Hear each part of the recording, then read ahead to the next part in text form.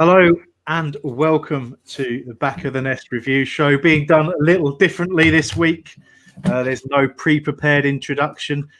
There's no show plan. Not that we tend to read much of it anyway, but there's been no real prep because this, of course, is a direct reaction to today's game, today at the time of recording and the time of broadcasting. That is 1-1 against Brighton. And not so much the result, but really the level of performance, the level of ambition. These are all the kind of things that people have been talking about. You know, how do we react to that? How do we feel about that? And most importantly, Roy, our manager, is coming in for some quite sustained criticism that probably goes even beyond what the likes of Patrick and I and Mike have talked about in the past. Really feels like a potential turning point, which is odd because it wasn't a defeat. It was a point. It gives us 7 points from our first 5 games, which is over the 1 point per game average that we have for 2020. But hey, you know, that's, I suppose you could argue that as an improvement if you're trying to add balance. But we're ready. We're here for you. We've got live comments coming in already for those of you watching.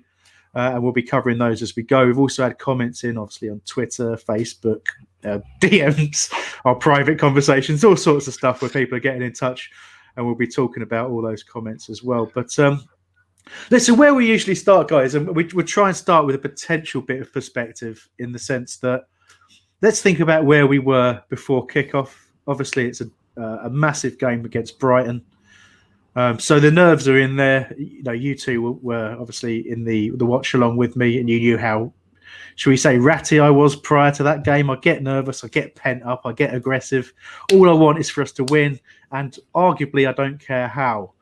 Didn't quite pan out that way, but Roy picked a team that probably the only issue I had, well, there were 2 issues I had as explained on the watch along. One was the level of defensiveness of the bench, which, you know, now we know that Ayew had a positive test for COVID-19. We understand why he wasn't involved, but still it looked like too defensive a bench if we needed to do something to change the game. But obviously also Eberechi Eze was dropped out the side to accommodate Jeffrey Schlupp, which, you know, I was kind of 50-50 on. They're very different players. I like the pace that Schlupp has. I like the directness that he has. But, I think we saw as the game went on, the player that stood out being Jairo Riedewald was because he was patient and comfortable in possession. And we probably would have valued someone like that in terms of Eze being on the pitch. Roy, of course, had ample opportunity to put him on the pitch, but didn't. But let's start. I want to get your feelings, Patrick. You're first because you're top left on my screen as I look at it. So how were you feeling when you saw the lineup first and foremost before what unfolded? As I said during the watch along, I didn't have a particular problem with it, but I would have liked to have seen Eze play. I mean, I'm a big fan. I like players that can create, can hold on to the ball, can do things that are special, and that's Eze. Like most of you, I don't have a problem with Schlupp. I like how he plays, but I feel as though he plays for a couple of reasons. One, he's one of Roy's favorites. 2, he is very direct. And 3, he can carry the ball forward. But again, for me, I'd rather Eze play because I want to see him get bedded in. I see how Roy is. Roy does not bed in players very quickly. I fear that Eze, as far as him ever getting any, real time under Hodgson. So I would have liked to see him play. The other change I had no issue with. I'm a big Sacco fan, but he played terribly last match. So bring Cahill in, no problem. You're not going to put PVA in for Mitchell, no problem with there. And you had to start Batshuayi with Ayew's COVID test. But again, the only issue I really had was with Eze because, again, as you mentioned, Jairo is a calm on the ball, and so is Eze. And I felt like Schlupp was really in there, really just to kind of protect Mitchell. And as we saw during the match, it didn't really help for the first 25 or so minutes because he was more centralized under Roy's plan. But it would have been nice, like I said, to have Eze start. Yeah, and we could stop. I mean, at the time during the game, we're obviously speculating on what that plan might be and why people were doing what they were doing. Right. Some comments from Hodgson after the game that we'll come to that seemed to indicate perhaps we were giving a little too much credit there. Just before I asked Mike his views pre-game, plenty of comments coming in, some debate going on there as well. That's great. We'll pick and choose from that as we go. once we've sort of set the tone in this opening stage. So don't think we're ignoring anything that you're saying. We can read it all live. Try and not be too mean in there as well. But Mike, just going back to you, obviously Patrick's given his views. And how did you feel going into that game once you saw that what Roy selected? Many people saying that it looks like on paper it's a really positive team. It's an attacking team. They were looking at the balance of Zaha alongside Batshuayi. Everyone was feeling quite, positive at the time. But Palace, how are you feeling? Well, I mean, it doesn't take us long to decide that certain things make the team better. And I think everyone decided, including myself, that Schlupp being back in the side would be the difference between the first 2 games and the 2 games we lost because of his pace. And I think before the game, I was very happy with the setup. I really wanted Eze to be in there as well, but with the 4-4-2, it's kind of hard to see where he'd fit in unless somebody took a dip in form, or we played him in the front 2. And that's why, he justified his place in the end. I think he played really well. There's a comment here from Dave Newman. I believe we missed Ayew today, breaking up the play. His energy brings to the team. Well, I think that's why I did that as well. The thing I wanted to bring up was the bench, really. First, the fact that Mitchell was playing over PVA, whether that's because he's not quite fit, but I'm surprised at that. It was also good to see Klein in there. I mean, it makes no difference. We could have had Ronaldo, Messi and George Best back from the dead and he still wouldn't have brought any of them on. But, it's nice to see Klein on the bench. Yeah, it is. Yeah, it's nice to get at least another look at him back at Palace. But look, I mean, the general feeling the reason I we went through that, the reason we're talking about it is because pre-game there was a degree of optimism, and really to take us into what we really want to talk about, it's how quickly that can evaporate.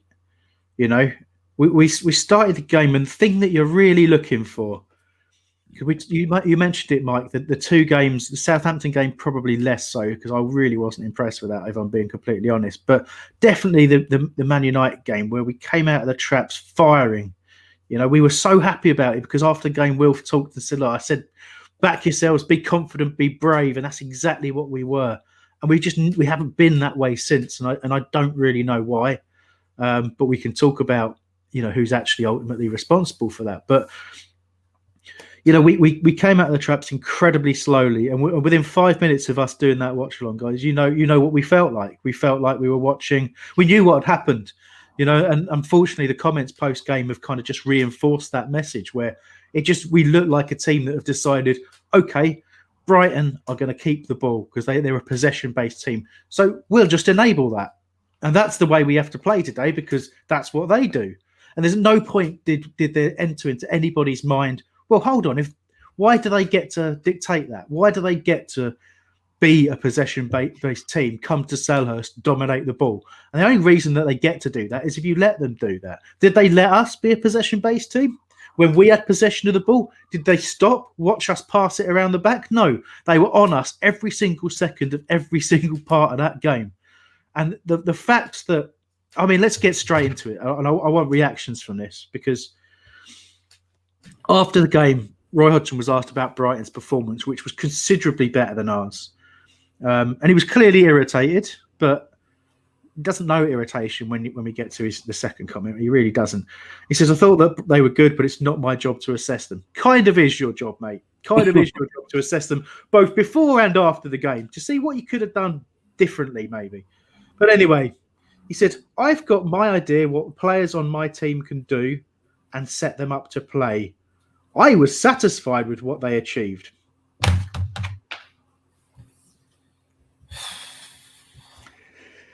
He was satisfied with what the players achieved today. So we achieved 1 shot on goal off of the penalty that Will scored.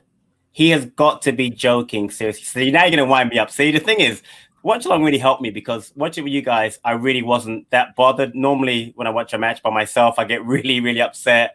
I am on Twitter at the same time I'm tweeting. It's really bad. Today it wasn't as bad because I was with you, and but that comment really winds me up right now. He has got to be joking. That was one of the worst performances I've seen out of Palace side in a very long time, and that's saying a lot. It really is, because we didn't put out our store to do anything but to defend at home against our biggest rival. It's like he doesn't even get the rivalry anymore. Like, I had that problem a few seasons ago when we lost to them in the FA Cup that year and lost them in the league, and I was like, he doesn't get the rivalry. But now I'm saying to myself, what kind of comment is that to make? I mean, there was a comment in the chat just now. Someone said, our players are too good to play with these tactics. Players can be happy to play this way. Can't be happy. That's from Scott Buchanan 12. He's right. Yep. How could he be happy playing under this manager right now? It is so... Wolf, we always talk about how Wolf has this body language issue and he gets frustrated. How could he not be, lads, under this? How could he not be playing under Hodgson? It's gone to the point where Batshuayi, when he came off, looked furious at coming off. You could tell in his body language. I always play with that look on his face. Benteke, it's like, come on. He's having a laugh at that comment. He really is. How could you possibly... I mean, it must be soul-destroying, right? To know that that's your game plan, to know that even before you set foot on the pitch, you're going to be feeding off of scraps the whole game, and that you're not going to want to do anything different. That's the problem. That's the problem with all of this. Yeah, right. Yeah, and lots of people called it that, and lots of neutrals today. It's not just... as a lot of people have been accusing those people have been negative towards Roy. You love him 1 minute, you hate him the next. You're not appreciating what he does. You've got neutral supporters today who've sat down and watched that game, calling Palace anti-football, and they're right. They're absolutely right. And I've got to read this comment mainly because I just love the name. Big Fat Peng Ting says, I can't believe people are content with this type of football. We've got nowhere in 7 years. And whilst I think I can't blame Roy for anything in the years before him joining, as much as I feel like it right now, I think we're a bigger and better club than we were 7 years ago. But the problem we've got is we've had a manager who's probably outstayed his welcome by 2 seasons minimum. In terms of when he joined, he was probably exactly what we needed for a period of time. But in order for us to progress and grow as a team, and for order for us to have a plan in place, he's just not the guy. And we're finding that now. It's why we've got an aging squad. It's why we've got no seemingly alternative way of playing. And it's driving me absolutely mad right now. And I'm not the only one. The problem is repeating this. I mean, he's not going anywhere till the end of the season. We could say... in his after game interview, he said, Brighton probably could say that they thought that, that they deserved a point, which is, if you get out the Hodgson to English dictionary translation, that's they dicked all fucking over us. So, I think even he knew today. The standard comment back. So we usually do 4-word reviews on Twitter, and people just say what they think of the game in 4 words. Cy Pizzi, who is of this parish, said, "Respect the point, lads." So we can discuss that. Aidan Smith here. It was poor, no doubt about that. But what Roy will get us results with these tactics. Do we want us to be more attacking, like under Pardew, maybe get to a cup final, then relegated? I think the point we need to discuss is the fact that at least we thought when we go 1-0 up, we can usually. I mean, there was. I think DR pulled out the stats. We haven't lost a game in 3 years when we've gone ahead. It looked today like we'd actually lost the ability to see out a game as well. And if that's the one thing we're good at, that's really worrying. And somebody else a bit further up said, "What did Brighton get out of 20, having 20 shots? Nothing."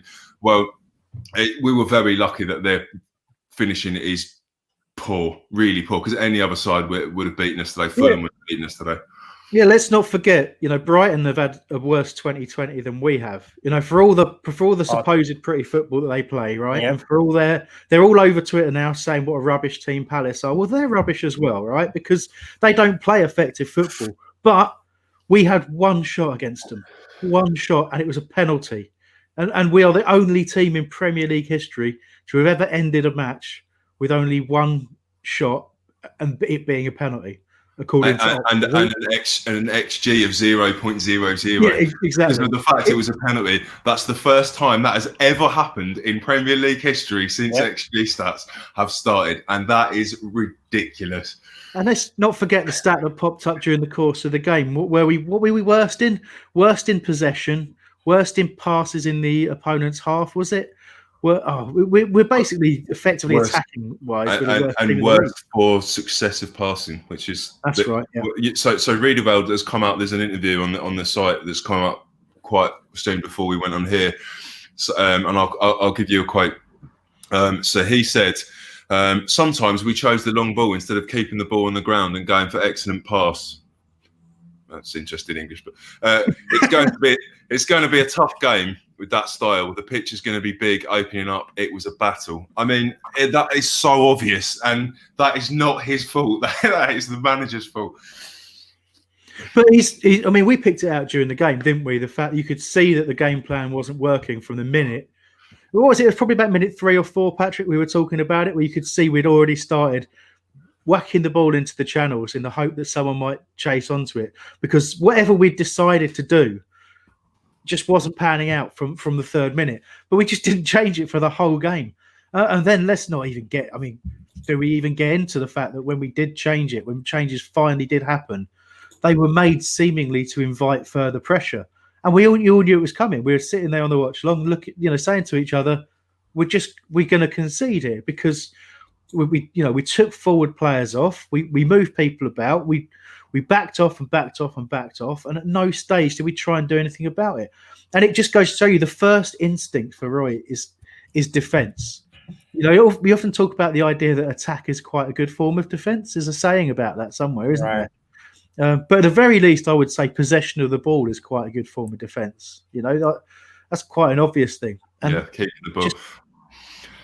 Can I just? A few people have said this question. We had a goal disallowed, so that's 2 shots. No, well, it isn't, because it was disallowed, so it wasn't a live play. So it was 1 shot. Yeah, right. So I want to get into it's that Alden Smith's comment in just a moment, because it's quite a well-structured question. But I do want to take another little walk down Roy Hodgson comment lane, which is not a lane that I particularly enjoy. That's going to be a little tiny village somewhere, isn't it? Like lane. Quiet, boring. Absolutely right. Lane. So just drink this in, everyone. So the prefix to this, it's on the Team Talk website, it says, despite their lack of activity up front, Hodgson was pleased with how Palace defended, insisting their approach almost resulted in a win. The quality of the defensive performance and effort they put in against a good team. Hang on, that doesn't even make sense, does it? He told, we defended our way almost to a very good 3 points. Let me just say that again. We defended our way to almost a very good 3 points. We defended our way to almost 3 very good points. Do you know what? Yeah, because technically in football, you can't defend your way to more than a single point, because if you don't score a goal, you can't get more than a point.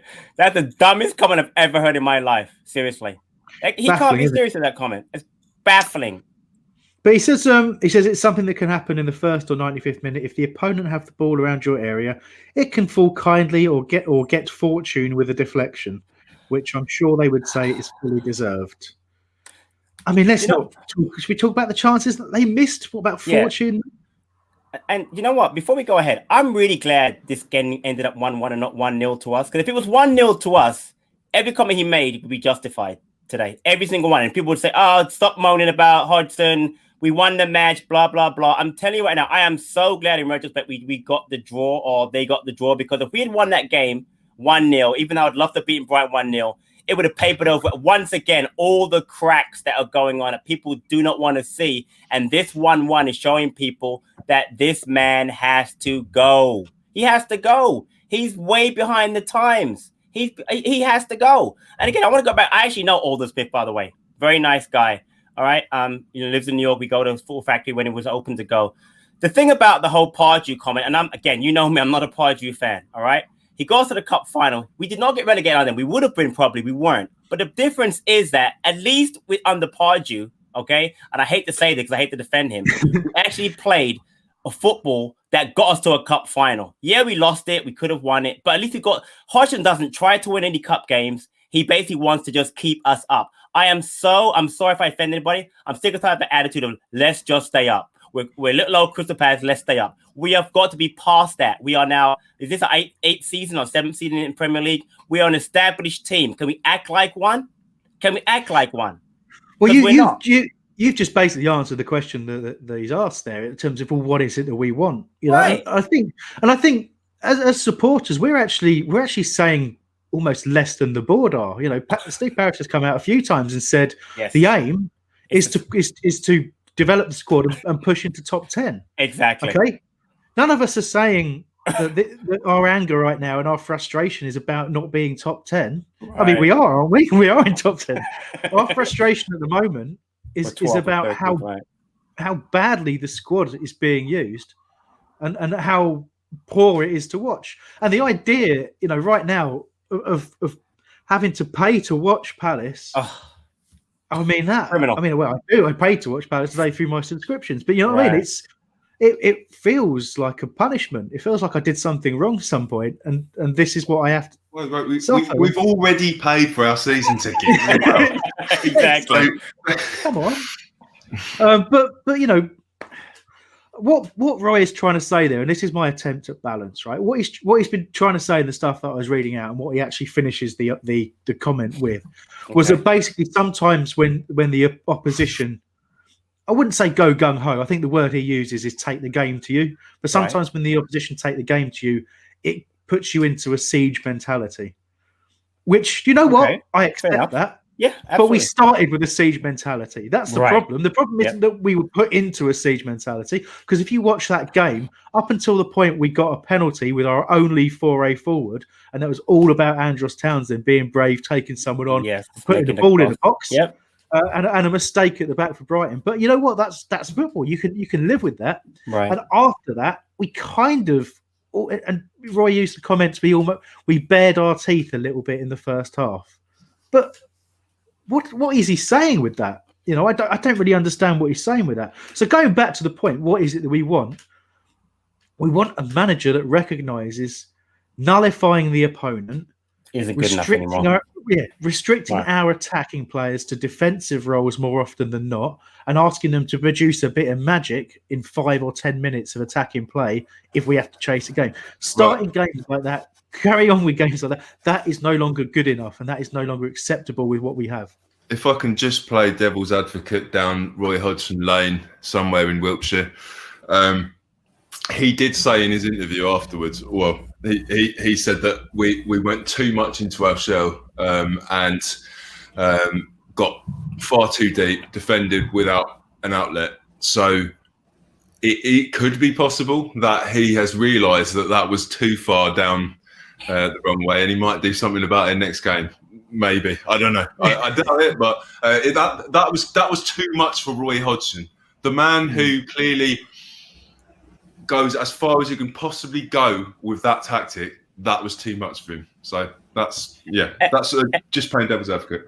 And Hambo, you know, you mentioned about the defensive mentality. We've been there before. We had Tony Pulis. We had Sam Allardyce. We've been there before. We know what it's like to sit back. We get it. Can we go forward now? You know, it's not like we haven't had managers before who've done that. And even those two were more excited to watch than this guy's been. Well, I did. Arguably, as much as I wasn't a massive fan of him, you know, as a person, arguably Allardyce got, and Pulis to a point, but they both got a balance right, didn't they? Yes, you know, absolutely. There were Pulis games where we had 20% possession and either got a point or got a 1-0 win, you know, and those were hard to stomach, but they weren't. It wasn't every game, you know. And the thing is, people again, we talk about having good results against the top 6 away and things like that, but the problem is it's how we treated Brighton, and I think you said this in the game. We treated Brighton the same way we did Chelsea today. How could you possibly do that? Unbelievable. You know, and it's bad enough us you know, giving a clean sheet away to Chelsea, who couldn't keep clean sheets if they were playing in the Championship at the moment. You know, and we've let them have that. But I'm going to pick up on a few comments. I don't want to ignore you guys for too long, really. But so some quick fire stuff so we can catch up. So first thing for you, Mike, Bradley Squire saying if Dyche goes from Burnley. And if they lose Monday and he's sacked or something like that, do you think we'll go for him? I just don't think that we're going to lose Hodgson, because this tactic works sometimes, and just enough to keep us nicely above the relegation zone. So it's irrelevant. There's no point talking about managers, because he's not going anywhere.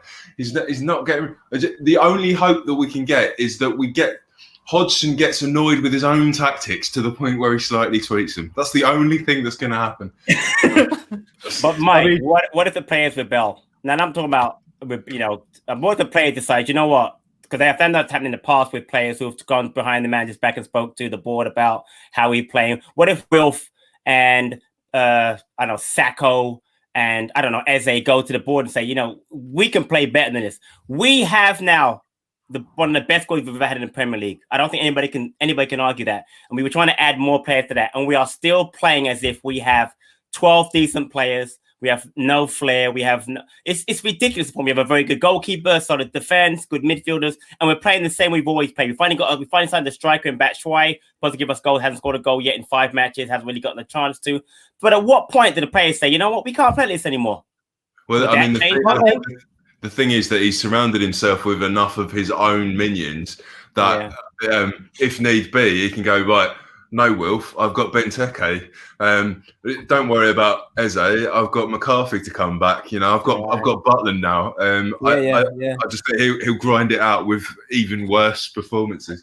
You're not wrong. But he just favours functional players over anything else. And now there's a time and a place for that. And we do reap the benefits of that sometimes in certain games, certainly in certain spells in games in particular, where the functional players will outperform, a talented opponent, and you'll be looking at someone like McCarthy or Jeffrey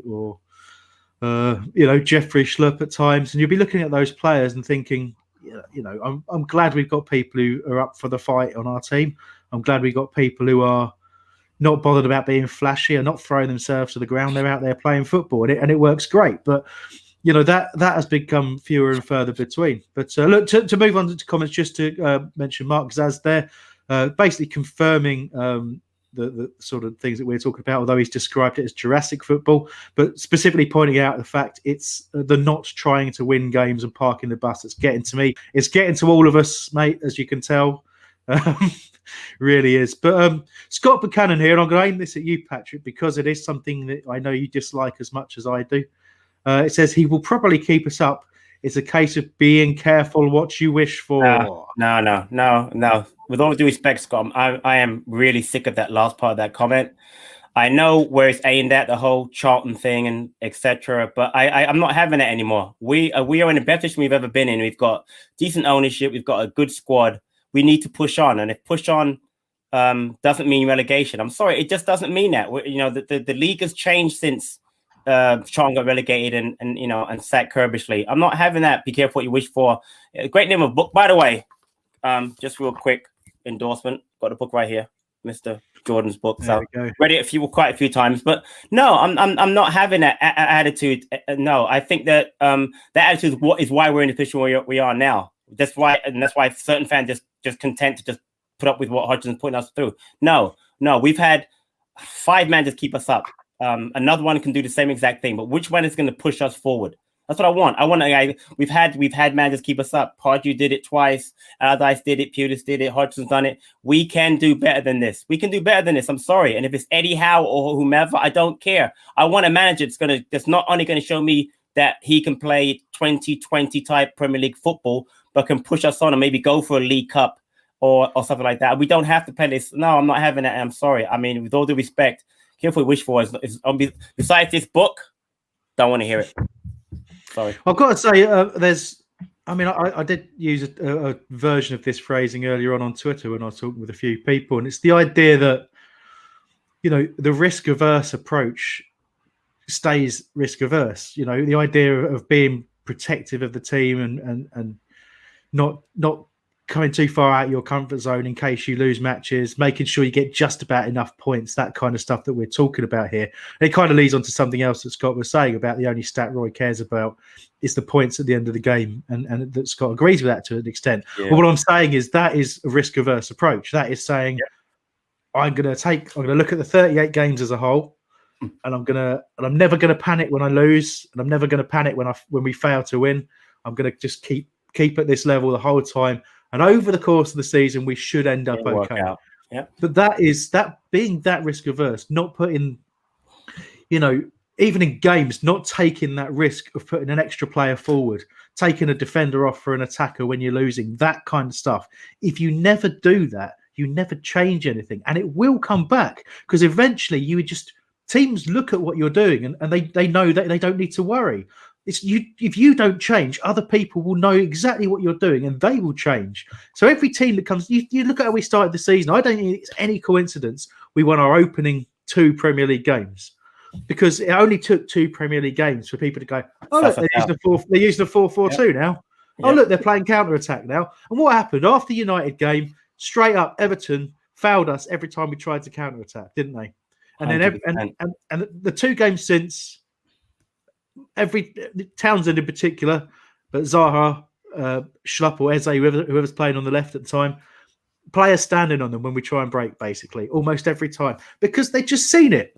The new tactic from just give it to Zaha, this year we got another tactic, as well as give it to Zaha, we got try and counter-attack. Oh, it's worked that. They've taken 2 games, Roy. You're going to have to come up with a 3rd tactic.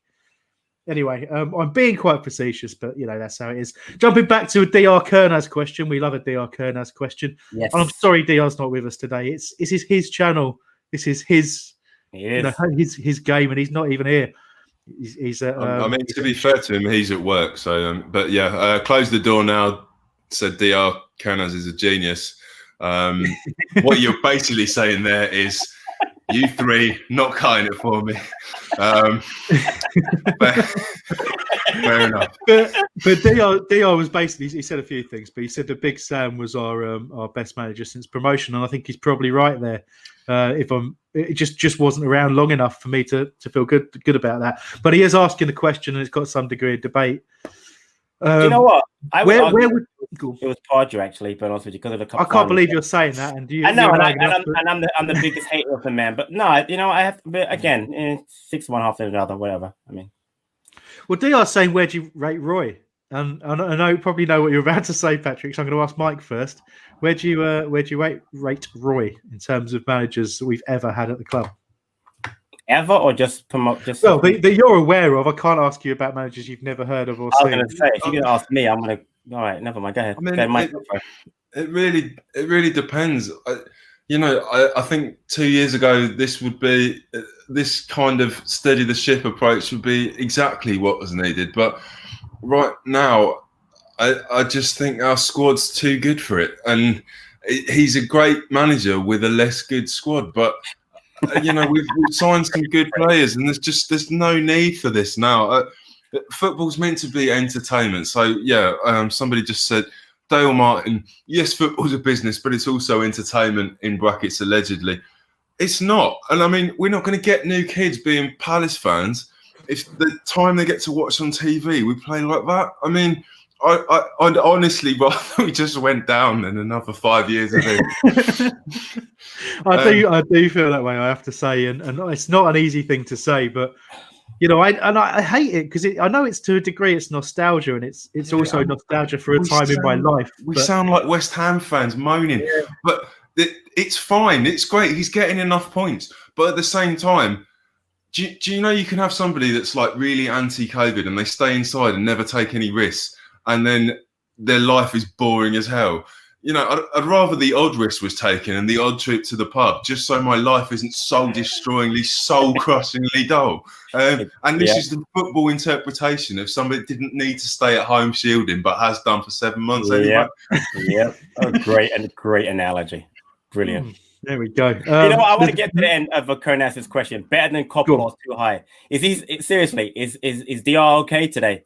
Better than Coppola, too high. That is so blasphemous. I couldn't even. To be fair, he's trying to get a reaction from you because he doesn't remember. He got one. Well, as far as that managers I've seen, Coppola's by far and away the best manager we've ever had. After him, I would probably go with Terry Venables, would be second. I wouldn't put Hodgson anywhere near the top 8. I'd have Pulis ahead of him. I'd have Allardyce ahead of him. I put Burt Head, who was the first manager I ever saw in Palace, ahead of him. I might even put Steve Kember ahead of him. So I put Dougie ahead of him, and I will put Dougie ahead of Roy Hodgson. So where are we now? 8th. I mean, he's just below Steve Bruce for me. I like Bruce for that short time was great. I love Holloway. Sorry, I love Ollie. I know it didn't work out in the Premier League. So what are we? We're 9 now. He's not even in the top 10, DR. So you want to be funny about Steve Coppell or higher? How about Steve Coppell or a lot lower? How's that sound? Patrick, what was Edmund Goodman like? Yeah, I remember that joke you had that before. First man that won the title like in the Division 3 South. He was pretty good, I heard. Yeah, he was. He was excellent. I was just wondering what he was like. Can I use Cliff Perry's comment here as a launch? We were crying out for an earlier intro for Benteke as we couldn't hold on to the ball. Yeah. To me, I just don't think that any one player was going to be the solution today.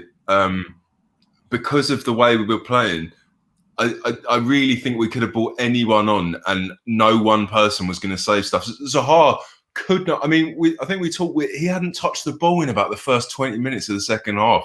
I just don't think Benteke would. There was no outlet ball because nobody was even pinging a ball that was anywhere near anyone. You know, that our actual pass ratio of passes that actually reached their man were rubbish. They were 69%. I mean, that is so. 1 in 3 balls didn't hit their man. That's pathetic, and I really don't think Benteke would have done anything to help that along. But your thoughts? Mike, I will say is that based on the comment by Gyro about playing the long ball, and I remember towards the end of the match, Chris made the comment, there were a couple of balls played to Wilf. We're like, why are we playing the ball long to Wilf? They're never going to win that ball. If we were playing a tactic that would have probably suited Benteke more than Batshuayi or Wilf, I'd have taken Wilf off and put left Batshuayi on because Wilf was beyond frustrated in that game. Beyond frustrated second half. He didn't touch the ball. You saw him arguing towards the end with Tariq Lamptey. He was totally frustrated, getting involved in stuff he shouldn't have got involved in. I mean, to me, bring him on for Wolf on because, again, we were playing long balls to nobody with no plan. So who better to do something like that than Benteke, poor Benteke, right? Yep, absolutely right. Yeah, I can't really add anything to that. You pretty much said what I was going to say, Patrick. I do want to jump back up. I'm going to steam through a few comments because some of them are just observations and things that we've covered. But I did want to pick out what Fake Italian said a little while ago. He said failing to get Zaha is a big mistake. You could easily see Brighton getting their goal, and Roy has no clue about having a plan B. We have decent players, but he plays poor football. And I think, the comment on Zaha is a big one. I don't think, given the way that we went about it, that we realistically thought we were going to get him. I think it was a case of chucking a bid in, seeing what happens, but not really expecting much. But I definitely think he would have been a much better choice than Ben Rama, and I think he had more chance of actually playing because he's a very good player, and also he plays on the right hand side where we do need some competition for places. But having said that, it kind of suits the old system more than the new one, but I do think but we I hope we'll do something in January. But I think the point on Plan B there is absolutely right. So I have a comment because I'm sorry, I can't give the person credit. There was a comment in there about why would players want to come play for Palace, and I want to just touch on that and get you guys' opinion. Now we failed to get Ben Rama, we failed to get Zaha, but the truth of the matter is, do you think, one, Roy even wanted those 2 players? And 2, why would they want to come and play for Palace? Let's look at players that of the similar ilk that have come to Palace. You've got Eze, you've got Batshuayi. Batshuayi did have a great loan spell the first time. Right now, he is struggling to just to contribute more. Eze, we know he's going to take a while to bed in. Max Meyer wasn't Roy's player, but was here, doesn't play. I'm sorry if you could the player we got last year from Cardiff who never played. For some reason, I don't know why, all of a sudden I forgot his name. He didn't play at all. And I Campbell, help me out. Yeah, you've caused me to have a problem as well. Right, Mike. Begins with Camarasa. Never played. Never. We all don't know. We believe it was some incident happened on the training ground. Never played. Why would someone of any flair, of any ilk, want to come play for Palace right now? I wouldn't want to. And the players we do have, like Wilf, who even though he's played great and scored goals, looked frustrated a lot of the time. Eze, Townsend, but I give him credit, done really well. I just don't see why a player of any player would ever come play for us right now. Well, also in the chat, Dave Newman has got the debate raging on who do the people want if Roy goes. And look, we've talked about Dyche a little bit here. In the past, I've gone on record as saying that I quite an admirer of Daniel Farker at Norwich. I think he's but yeah, what Patrick coughed, that's what we all expect. We all expect it to be a fairly planned transition, if you like. That's what you'd expect. Howe's currently taking a break from football. Roy is coming towards the end of his managerial career. He's taking a break too, but Roy's taking a break right now too, apparently.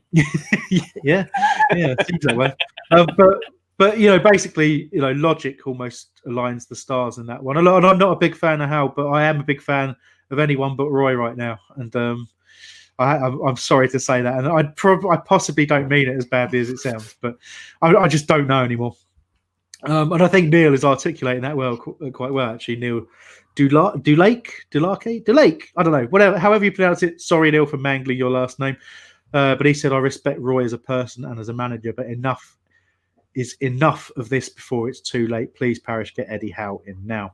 I do want to address, we've sort of talked about it, Andrew Bullock's comment around Hodgson being conservative and stable, which is not risky. We did talk about that. And he said, comfortably picking up points, so we are safe. And what I'm going to just add to that, the certainty of so we are safe. And I'm going to paraphrase a relatively well-known saying by just basically saying, we're safe until we're not. All right? That's the bottom line. At some point, you'll be saying we are safe as we get relegated. And that could be this season. We think we've started well. We think we've had a tough run of games.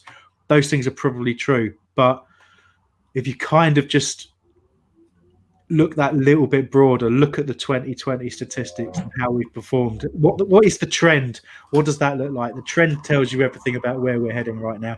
And we've got to change as soon as we can. Colin Squires, interestingly, is saying that if Pardew had known how to close a game out instead of going for it, instead of keep going for it would be the right way. I'm confused. That was his problem. I know what you're saying, though, Colin. Yeah, if he knew how to actually do that point of shouting up shop, then you're right. I mean, Pardew knew how to close a deal, just not necessarily on the football pitch. Edit point. We're live. We can't edit that. And, can I just a quick disclaimer? The views of Mike Scott are entirely those of Mike Scott, and not of Back of the Nest or any of the associated people. Brackets, please sue Mike Scott. But no, I do think there's a valid point in there, and Swansea springs to mind. But one of the most traumatic experiences of our lives, I think that's that 5-4. Anyway, so quite a lot going on there. You've covered Dale Martins, and we're steaming through to some other comments here. Luke quite rightly saying, I think we're setting up for the next manager, and I think we've basically said to you that we think we are as well. Neil's talking a little bit disparagingly about Eddie Howe, and I completely understand why. He has quite a good amount of money with Bournemouth, but I think the spell of that Eddie Howe had that I actually like was the one that he had in getting Bournemouth promoted. I think once he got them promoted, it's a very different. You think about that club when they came up, the size of the ground, the players that they had. It's a tough ask, and it's very easy to forget that they're a little bit like Wigan, who stayed in the Premier League for as long as they could, way beyond what they ever should, and have kind of dropped out now. You're probably seeing that a little bit with Bournemouth, and it was only the fact that somebody turned up with a bit of money that kept them there as long as it did. So I think we're in danger, just because Eddie Howe looks like a Thunderbird puppet, we're in danger of being a little bit disrespectful to his creepy style of management. And and just to be clear, I'm not sure I'm a huge Eddie Howe fan, but it's perspective. And if you want to compare him to Hodgson at this point, I'll take basically anybody. And that's how bad it's gone. And I hate being like that. I'd rather have a real plan. Like your Daniel Farker one is a really good one. People would say he's not a good manager because of getting relegated, but Norwich actually did a great job in getting promoted and in staying up and in how they played at the time last year. I mean, some of the games that they played, and there was not a very talented squad. I mean, you've seen some of the players now in retrospect have gone to top clubs. The defenders have all gotten sold. Buendia was supposed to be going to Real Madrid or Barcelona. So they've got a talented team, but I think he is a good manager, but he'd never get a Palace job because people say, oh, well, he got Norwich relegated. But then so did Eddie Howe. So again, I just want somebody who's not named at this point. Well, we all better work on our Daniel Farker impression. That's good. Can I put a quick question to you before I have to put my little girl to bed? Do you agree that Gyro should be starting every game? And controversially, was the signing of him an indication that given time De Boer could have done a good job? No, I'm leaving that there. No to the first bit. Do you agree that Gyro should be starting every game? Yes. Yeah, if you really go on, Patrick. Yeah. Yeah, there's no doubt. I mean, to watch how he was today, he's that bit of calmness you need in the center of the pitch, and he's someone that's going to pick out a pass and just calm the play down. I mean, even today, like I said, the few times that he got on the ball, I felt comfortable. And when he didn't have it, it was like it was all over the place. We're trying to get the ball forward. Route one football. When he had the ball, it was more. I'll pass sideways. I'll look forward. I'll look back. Wherever it was calm. The same way again, like Eze plays. We need more players like that, and less players who just want to get rid of the ball and who are afraid to do that. And I think that Jarrow should play every single match, as far as I'm concerned. There we go. I'm going to have to skip some comments. One quick mention of the fact that. Because you've got a fantastic name, Ruben Dario Elizalde Adumi. Wow, I did well with the first two, so apologies for mangling two of your four names, but four names is quite greedy. Anyway, he says, I'm done with Roy and his defensive tactics since last season. We need a new manager, young with new ideas. A team with more balance, with Eze and Maya in the first team. And I just thought that was an interesting comment, given one of the conversations we had in the watch along in the Brighton game today, guys. And that was talking about the fact that Max Maya wasn't in the squad. And I'll just repeat what I said there, really. And that's the reason Max has not ever played under Roy Hodgson in any sustained way is because we don't play a system under Roy, neither our 4-3-3/4-5-1 or this 4-4-2 that Max Meyer suits. There is a role for Max Meyer at a team that plays a different way, that will allow him to, float about the pitch and make play wherever he kind of sees fit, almost a free central role. But you'd need a central midfield three of that, and you'd need not to want them to all be defensive midfielders. And unfortunately, we don't have that. And similarly, in the switch to 4-4-2, you could use him in the Eze role, but it's not where he's at his best. You could use him centrally, but it's not where he's at his best in a two. Or you could stick him out on the right, but he's not an out-and-out right winger either. So where does he play? Can't play up top, can't play just behind a striker. There's no real role for him. So it doesn't even matter if you're one of those people who thinks Max Meyer is a great player who hasn't had an opportunity, or you think he's a hugely overrated player who's basically the same player as Johnny Williams but with a more exotic name. And then, it doesn't matter with either of those because there's just still not a place for him in the squad. I happen to think it's a shame, but if there is a system where you could get, Eze and Maya in the same team, and that's two players really comfortable on the. You need to just zoom out a little bit, Patrick. Bring it back towards you. There you go. Good stuff. Do you know what worries me about that little speech there, Hambo? That makes me think that Eze is going to have exactly the same problem, and we're not going to see him until Hodgson buggers off. Mike, thank you. You read my mind. It's exactly what I'm thinking. And again, Max Meyer. I love the John Yester comment about exotic name, by the way. It's brilliant. I am a fan, but it's not because I've seen him play a million times and I think he's a great player. I just think that if you've got a player like him, who I think he's technically gifted, you find a way to get him in the lineup that works for you. Good managers, that's what they do. They find a way to get the best out of best players. Look how long it took this man now to figure how well Wilf Zaha plays. It took him 3 seasons. Where's Wilf playing now? Where he played 2 seasons ago? No, he moved him up top because it makes more sense to get Wilf up top, right? Now he's got like 4 or 5 goals. He sees it in Wilf, but doesn't see it in Maya. He doesn't see it in Camarasa, and he won't see it in Eze. That's the problem I have. If you're a manager, you have to manage the players that you have. Stop the functionality with the CDM and the central defensive midfielder mentality and be a little bit more expansive. If it doesn't work, I'll be the first one to say, you know what? You lost 5-4 to Fulham. What is he doing? Blah, blah, blah. But he doesn't even try to get players like Maya into the mix, and it really frustrates. That's why, again, I'll go back to it again. I'm glad we don't sign players like Ben Rama and Saka. They weren't going to play anyway. You see them on the bench or not in the squad would have gotten me so frustrated. Would have gotten Parrish frustrated. Would have gotten Dougie frustrated. It's ridiculous. So again, I wish Maya would play more. But again, not because I think he's a great player. Just I think that Roy is just so set in his ways. He won't do anything different. No. I mean, there's a question in from Jay. We were talking about Eddie Howe earlier on. He said, "Does Eddie Howe play attacking football?" Now, not to answer that question really, but I think it's worth mentioning that we're not saying the opposite of what Roy's doing doesn't necessarily mean everyone's saying let's play attacking football.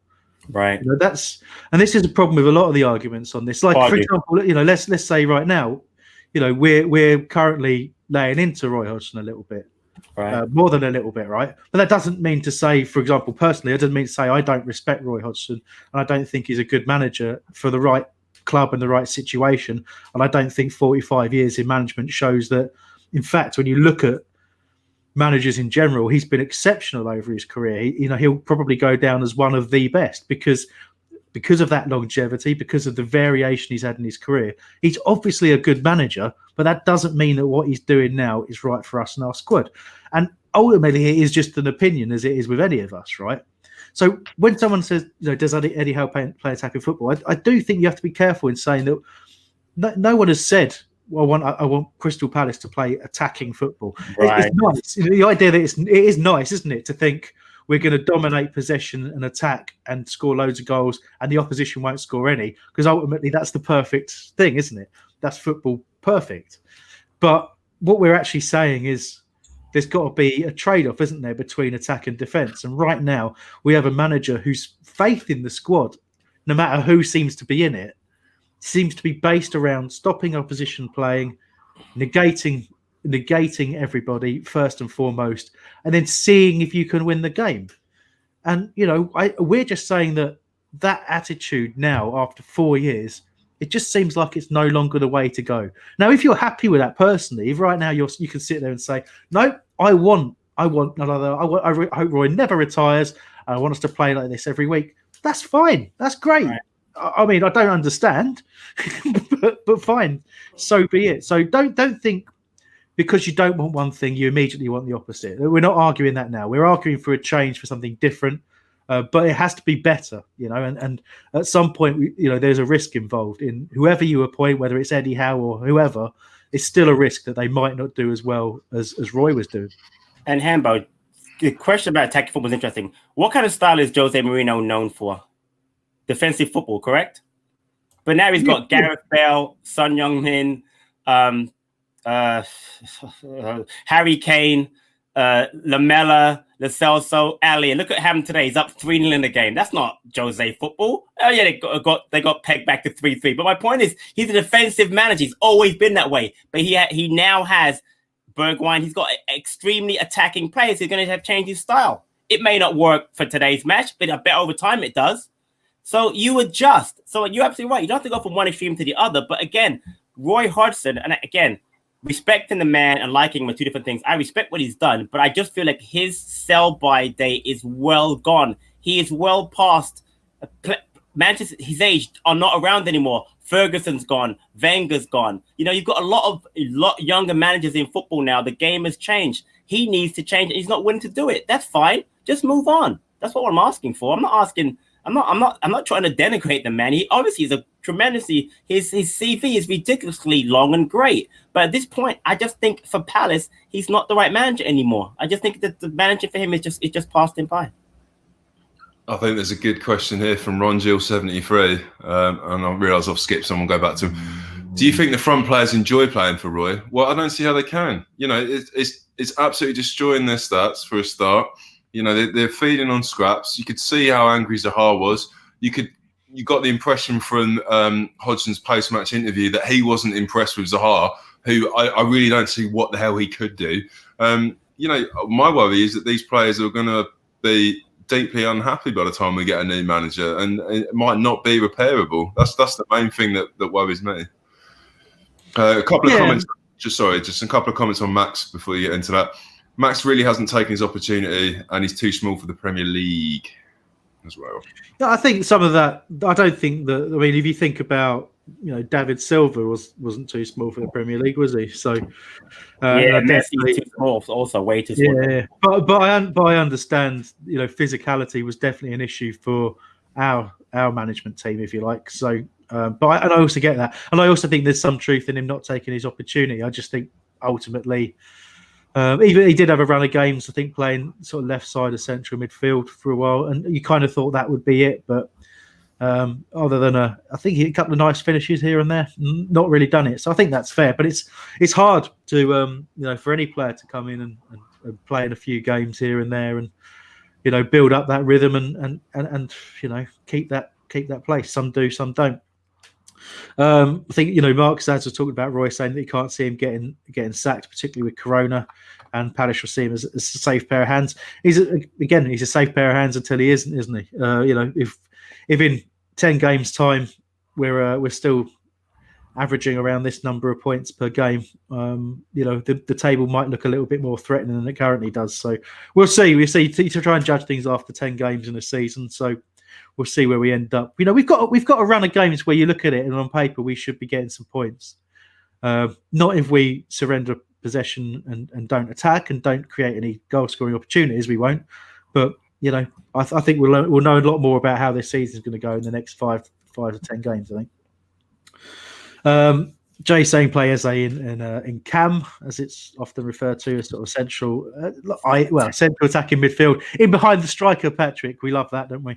Yeah, but we don't play that way. So it is never going to happen. Never going to happen. Which is a shame, because he's definitely, as QPR fans have repeatedly said, and we've talked about a lot, that is definitely his best position. I do want to take this absolute hospital pass of a question from Edmund Brack and ask you both this: who plays a better brand of football, Peter Taylor or Roy Hodgson? Oh my gosh, Mike. That's tough, isn't it? I mean, they're both the absolute champagne of football, and it's exactly why you want to fork out 600 quid for a season ticket. I mean, I'd Pulis into that mix as well. It's exactly why we became Palace fans. Yeah, I always think, probably erroneously, that Palace, when you talk about Palace's DNA, which I know is a load of shit, but flair, counter-attacking football, 40% possession, beat them on the break. We're so close to that, we just don't have the break. The 40% possession we're fine with. That's much. We average 33% now. Come on, mate. Sorry. Do you know what? That's a great. I mean, I'm not going to answer it seriously because it's not a serious question for me. But I have totally in my mind wiped out Peter Taylor's managerial record at Palace because I saw him as a player. And Peter Taylor as a player was one of the best players they ever put on a Palace shirt, and it wasn't even close. So I only remember Peter Taylor as a player. So I refuse to remember him as a manager because it would totally mess up my memory of that man. Really. I mean, to be honest, Roy is my choice out of those two. By quite probably too, yeah. Whose interview was it recently where they talked about what happened with the players under Taylor? Oh, that's going to bug me. I read it recently. I think it was in the club magazine, that 90+7 magazine. Who was it? Whoever. Yes, it was Leon Court. You're absolutely bang on. Talking about his brother, Leo Loftus. He was saying basically what happened with Peter Taylor was that the players really turned on him very, very quickly. Because if you remember, the first couple of games we were decent, and then it just all fell apart. And it looked like we were the most bored. I'll tell you now, because Hodgson's football is better than Peter Taylor's. Because the football under Taylor actually made me contemplate things I don't want to talk about. I just literally, you'd have rather have knitting than watching football. It was that bad. There were times. There was a game we played against. I think it was Wimbledon or something like that. I went with a mate who's I think he's a United fan. The one who went with me that day. And anyway, and we just basically watched Palace pass the ball up and down the wings and just do nothing all game. Yeah. And I couldn't even think. It almost killed me. My brain had almost shut down entirely. So I can't say Hodgson's ever done that. But Leon Court was talking about the fact that... Give it time, Hambo. Maybe. One more season, maybe. One more season. You're going to kill me. Behind the scenes, Court was saying that basically the senior players, and he was suggesting it was the likes of, I think, Friedman, I don't know if it was Popovich at the time, but certainly Dougie and the more senior pros. And I think he was talking about, was it maybe Hudson and McCarthy or someone like that? Basically, whoever the centre backs were at the time. And he was saying that they really turned on Taylor, and basically the team, as a result, stopped respecting him. He's saying at half time they used to say things to him like, "Oh, you're going to get sacked in the morning anyway. What's the point of listening to you?" That's at half time. Can you imagine that?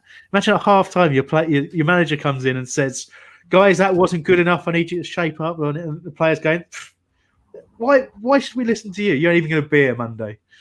But in fairness, in this book, he wasn't a big fan of it. So Jordan was not a Taylor fan either. No. He was a fan as a player, not the manager. So that stuff, on top of him not being a fan, he was never going to lose as the manager because Jordan did not like Peter Taylor at all. So, but anyway, it's a bit of a digression and probably a welcome one from all the pain. Yeah. But we've got a few other questions sitting in there, and I think Gary Milton was talking about the fact that there's got to be a happy medium, great at the back and good going forward. That's the dream, Gary. Absolutely right. Neil again saying, in the current situation, would you pay 15 quid to watch us play? No. There's got to be better ways of and cheaper ways and potentially free ways of doing that. Bantamweight Boxing saying, how would you set Palace out for their next game? I don't have a problem with the system. I have a problem with the mentality. And I don't see even too much wrong with what the squad that, in fact, the lineup, the first 11 that Roy picked. There's just got to be something different about how we approach the game, our plan of action, how far forward the players are. What do we do when the team is starting to drop deep because they're under pressure? How do we adjust? And a little bit of tactical flexibility. That's what we'd like to see. And there was a time in that where we sort of asked the question, have we gone 3 in midfield?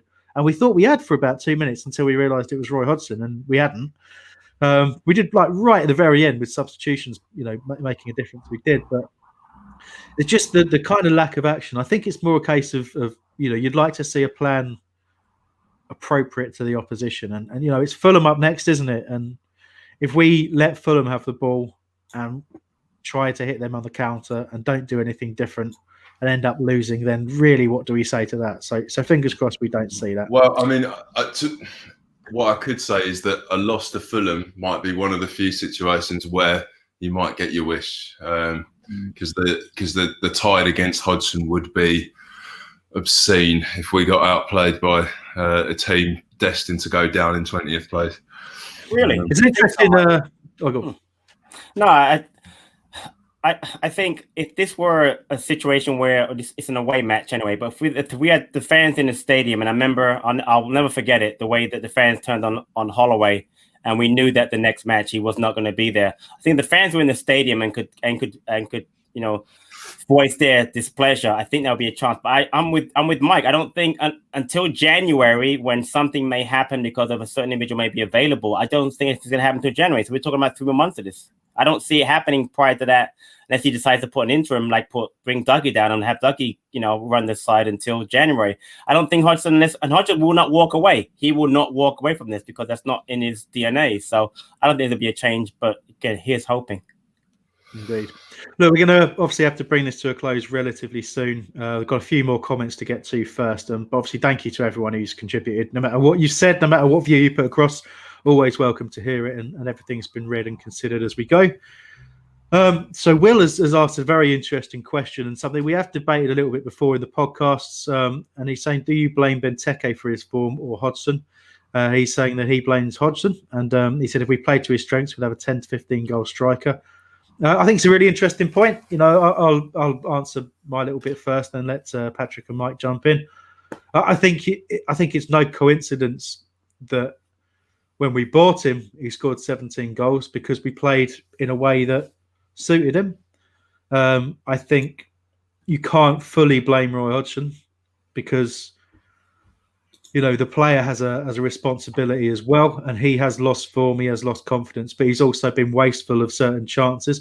But I think what happened is he got knocked out of any kind of a rhythm in terms of playing games regularly, getting chances created from regularly. And the problem is if you don't know where your chances are coming from. So, for example, with Benteke, we all know get crosses into the box. But if you don't know when a player is going to cross or when he's going to cut back or when he's going to take that extra touch or whatever, if you're not playing on instinct anymore, you just it just becomes impossible. And I really think for his own good, he should have got out of the club a little while ago if he could have gone anywhere. But look at the stats.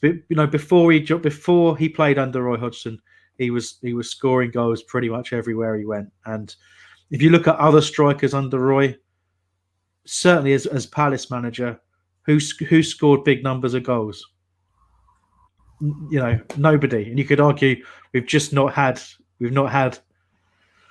good enough strikers. I suppose that's one argument you might take. But, for me, I don't think it, and I think Scott's just said the same thing at the bottom there, Scott Buchanan. It doesn't seem to matter who we're talking about up front. It seems that we struggle to score goals no matter who's up there. I mean, I'd say that his conversion ratio is really low, especially with shots rather than headers. Certainly, I mean, he only scored 9 last season, but he stayed in the side because Benteke was just getting the chances and not putting them away. He'd definitely score more in a different system. If he was still under Allardyce, he'd be getting a lot more headers, which he does put away. But it's a man bereft of confidence, so it's a self-fulfilling prophecy. But he's missed a lot of shots in the last couple of years. So to me, it's 75% Benteke, 25% Hodgson. In the interest of time, we'll leave that there. In terms of that question, we've got Jay. I'll go back to Scott's question around Fulham to end with. But Jay's saying, do you think the longer that Roy stays, the more damaging to the squad it is and harder for the next manager? Patrick, I mean, I think there's some truth in that. How about you? Yeah, I hadn't even thought about that. The detriment it could have, but I agree. I mean, I've watched a lot of Eze interviews, and one of the things he talked about is when he first was released to one of his earlier releases, he had got to QPR. I think it's Andy Impey, the one that kind of took him under his wing and kind of gave him confidence back. And I think that my fear is that Eze, if he doesn't play and or loses, his confidence, the next man's going to have a very difficult time. Not only just getting him to play, but just getting his confidence up. So I had not thought about that, Jay. I think that's a great point. I think Wolf's pretty resilient. Wolf's been through a ton of managers that can deal with it. But however, someone like Eze, who may or may not, maybe even a younger player, let's say like a Scott Banks, may not even given a chance under Hodgson, Tariq Mitchell, probably. I think that's a really good point. I think that the longer he stays and under this type of rigid, boring system, certain types of players, Gyro, for instance, may suffer under him. So good point. Okay, there's been obviously the questions around who we'd like to see as the next manager. I've said Daniel Farke myself. There's a suggestion there from Oliver Scott of David Wagner, which is an interesting one. I know at one stage I do believe he was liked by people at the club. Certainly an interesting manager. Did an extremely good job at Huddersfield, and I actually felt a little bit sorry for him when it went wrong there, because I don't think it was anything to do with him. It was just, I think it was a club that was overstretched and unable to compete in the Premier League.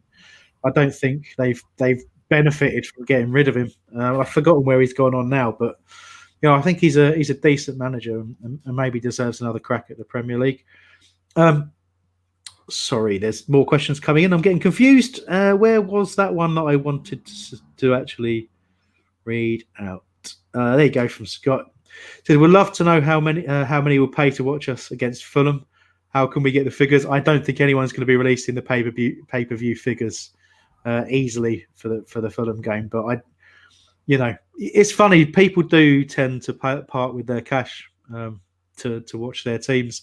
You'd hope that movement suggesting people don't gain some ground, because I don't think the problem is paying as necessarily a pay-per-view. I think it's the sum of money. Yeah, it's got to be a fiver, hasn't it? And can we end, providing you two haven't looked on WhoScored.com, tell me who you think WhoScored.com made the man of the match, both of you. Is it as in the Palace man of the match, or the whole game? 20 odd people. My guess would be Tariq Lamptey. Ambo? I am going to go with Lewis Dunk. James MacArthur. Well, no, amazingly, Lewis Dunk got 5.7 despite the fact he got sent off. Player of the game, according to WhoScored.com, who we use heavily on this pod, Jeffrey Schlupp with a 7.5. Oh, really? And the ratings, the average ratings for both teams are almost identical. So I don't know what's happened there, because they had 20 shots and we had 1. But the only other thing I wanted to mention was we haven't mentioned our sponsor, Pitch Sports, today. Oh, there you go, Pitch Sport Football. Google the words Pitch Sport Football. Download their app, get involved. It's a great reminder. I'm just about to go on there rate the manager and players for the last game. Wonder how well they'll do there. But you also get to do your predictions as well and all that kind of stuff. A couple of other late suggestions for managers. Rafa Benitez from Tony Holt would love it. Oh, wow. Brilliant. And Neil DeLake. Oh, I don't know. Still don't know. I got it right, Neil. But thank you for understanding. He suggested Mike Bassett, the fictional England manager. I'm watching that, by the way, on YouTube. I mean, on Netflix. Pretty funny.